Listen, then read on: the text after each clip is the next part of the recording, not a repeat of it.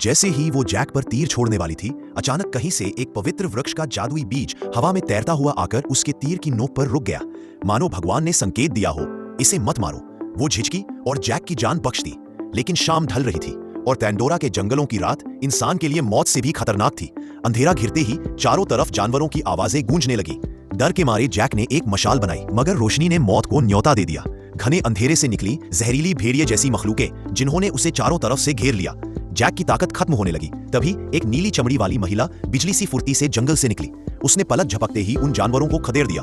Jack कुछ बोल पाता उससे पहले ही उसने उसकी मशाल उठाई और नदी में फेंक दी। और तभी जैक ने देखा उसके आसपास के पौधे, लताएं और उड़ते कीट सब अलग अलग रंगों की जुगनू सी चमक बिखेर रहे थे।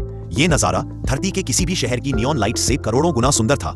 लेकिन ये खूबसूरती तभी दिखती है जब हाथों में हथियार न हो। जैक ने उसका शुक्रिया अदा करना चाहा, लेकिन वो उसकी तरफ देखे बिना एक मरे हुए जीव के पास घुटनों पर बैठ गई और प्रार्थना की। फिर चुपचाप आगे बढ़ गई। जैक उसका पीछा करने लगा और तभी उसे झटका लगा। वो इंसानों की भाषा बोल सकती थी, लेकिन वो जैक से नाराज थी, क्योंकि उसकी नजर में जैक की मौजूदगी ने ही एक बेगुनाह की जान ली थी। उसने गुस्से में चेतावनी दी, यहाँ से चले जाओ। इसी दौरान दिन में दिखा पवित्र वृक्ष का बीज फिर से आया और इस बार जैक के ऊपर आकर ठहर गया। ये कोई संयोग नहीं था। उसने समझ लिया कि जैक साधारण इंसान नहीं है और उसे अपने कबीले में ले जाने का फैसला किया। जंगल के ऊंचे ऊंचे पेड़ों के बीच शाखाएं मानो रास्तों की तरफ फैली हुई थी। वो उसे एक विशाल वृक्ष तक ले आई। यही उनका घर पीर था।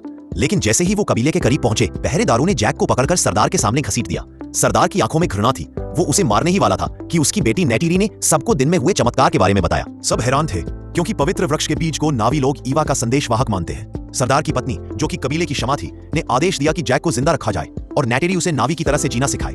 जैक ने इंसानी कपड़े उतार दिए, उनके साथ खाना खाया और पत्तों जैसी महीन जालियों पर सो गया। जब उसका अवतार सोया तो उसकी चेतना वापस इंसानी शरीर में लौट आई। जैसे ही खबर पहुंची कि जैक को कबीले में जगह मिल गई है, डॉक्टर ग्रेस खुश हो गई। और खुश हुए वे भी जो पेंडोरा के खनिज लूटना चाहते थे, क्योंकि कबीले के घर के नीचे छुपा था महंगा सुपरकंडक्टर मिनरल। उन्होंने जैक को 3 महीने का वक्त दिया। कबीले को घर छोड़ने के लिए मनाओ, वरना हथियारों से उखाड़ फेंका जाएगा। डॉक्टर ग्रेस को शक हो गया कि जैक सेना से भी संपर्क में है, लेकिन उसने कुछ नहीं कहा। बस अपना रिसर्च स्टेशन पेंडोरा के तैरते पहाड़ों में शिफ्ट कर लिया। वहां का चुंबकीय क्षेत्र इतना शक्तिशाली था कि पहाड़ ही हवा में तैरते थे और नेविगेशन सिस्टम बेकार हो जाता था। पायलटों को सिर्फ आंखों के भरोसे उड़ना पड़ता था। वहां रहकर जैक ने नावी संस्कृति में और गहराई से कदम रखा। उसने जाना उनका संपर्क सिर्फ भावनात्मक नहीं, असली है। वे अपनी छोटी के नसों को जानवरों से जोड़कर बिना शब्दों के ही विचार भेज सकते हैं। नेटिरी के साथ उसने तीर कमान चलाना सीखा, जंगल में घूमना सीखा और सबसे जरूरी, दिल से देखना सीखा। नावी भाषा में देखना का मतलब सिर्फ आंखों से देखना नहीं, बल्कि आत्मा से समझना होता है।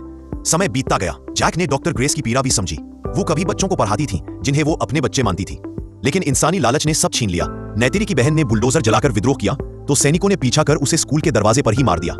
नेटिरी ने यह सब अपनी आंखों से देखा और इंसानों के लिए नफरत दिल में बैठा ली। डॉक्टर ग्रेस फिर से बच्चों को देख सकी और जैक ने सच में उनके रीति रिवाज का सम्मान करना सीख लिया।